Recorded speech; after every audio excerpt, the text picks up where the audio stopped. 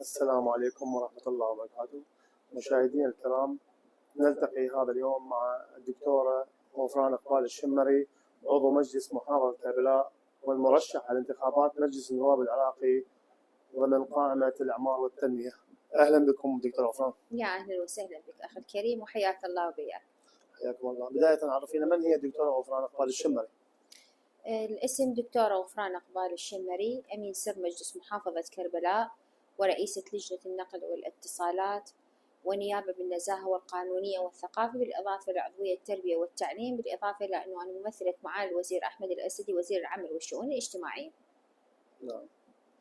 يعني ما هو أبرز إنجاز تفتخرون به يعني منذ تسلمكم منصب عضو مجلس محافظة كربلاء ولحد الآن؟ أبرز إنجاز. طبعا من ضمن المهام اللي خاصة بعملنا هو يعني كأمين سر مجلس محافظة كربلاء، وهذا المنصب هو يهتم بالأمور الإدارية الخاصة بمجلس محافظة كربلاء، ومتابعة كافة اللجان اللي خاصة، وإدارة الأمور الإدارية الخاصة بأعضاء مجلس محافظة، يعني بالمجلس الأمور اللي خاصة بالمجلس البحث الإدارية، بالإضافة إلى عضويتنا كرئاسة لجنة النقل والاتصالات. وطبعا هذا اللجنة، لجنة النقل، تعتبر أنه أنا أول امرأة تسلمت منصب رئاسة هذه اللجنة، لأن هذه اللجنة يعني من المعتاد والمتعارف عليه أنه هذه لجنة رجال، والحمد لله والشكر أنه قدرت أنه أنا أحقق إنجاز بهذه اللجنة من خلال المتابعة المستمرة والزيارات الميدانية والمتابعة مع وزارة النقل والمدراء العامين، بالإضافة إلى نقل محافظة كربلاء.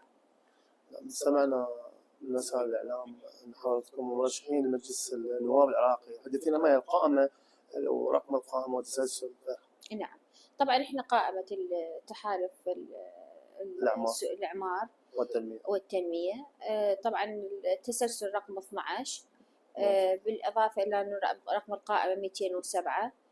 وطبعا هذه القائمة هي بعد قائمة حكومية برئاسة رئيس الوزراء، بالإضافة إلى أنه هذه القائمة مكونة من عدة يعني قوائم أخرى متحالفة مع محمد الشياع السوداني دولة رئيس الوزراء، اللي هي مع الوزير أحمد الأسدي، بالإضافة إلى سيد المحافظ محافظة كربلاء سيف الخطابي، بالإضافة إلى بعض القوائم الأخرى. وتكونت هذه القائمة، واللي هي تعتبر بقائمة حكومية بحتة، تخصصت وتميزت بالإعمار.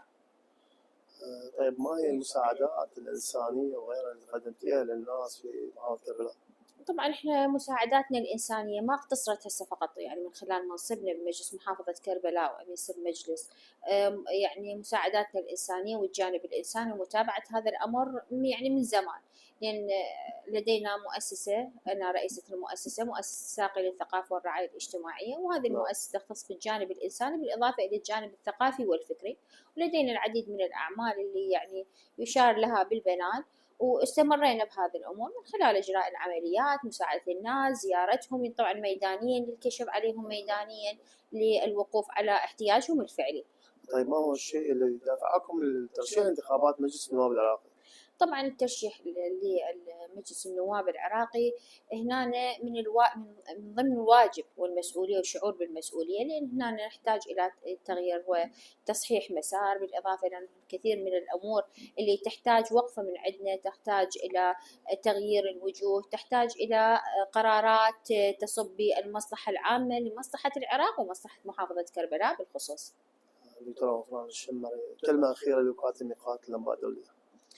الله يبارك بجهودكم وعلى هذه يعني المبادرات اللي تسلط الضوء على الجوانب المهمة اللي تحتاجها المواطن أن يتعرف عليها، ومن خلال يعني طرحكم ومن خلال لقاءاتكم المستمرة. الدكتورة غفران إقبال الشمري، المرشحة لانتخابات مجلس النواب العراقي، شكرا جزيلا. يا أهلا مشاهدينا الأعزاء، ونلتقي بكم في حلقة جديدة مع وجه وجوه الدولة في برنامج الدولة. في أمان الله. بس هنا